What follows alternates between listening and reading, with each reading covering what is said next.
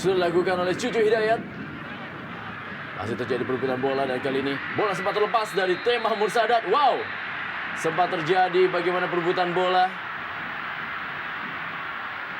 Ya, situasi ataupun juga emosi yang mestinya tidak terjadi dan tidak perlu dilakukan oleh seorang Tema Mursadat. Kita masih ingat bagaimana pada musim lalu Tema mendapatkan hukuman karena meludah seorang pemain lawan.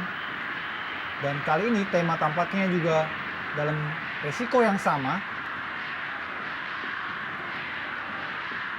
Kita lihat bagaimana Bekatal mengklaim ataupun juga mempertanyakan apakah sebetulnya yang terjadi.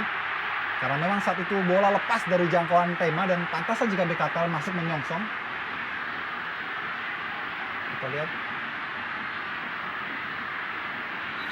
Kita lihat bagaimana para pemain dari kedua tim memang berusaha untuk menenangkan Christian Bekatal dan juga tentunya adalah seorang Tema Mursadat. Diperlukan kepemimpinan dan juga ketegasan dari seorang wasit Setiono. Ya, kartu kuning diberikan oleh wasit Setiono terhadap Tema Mursadat.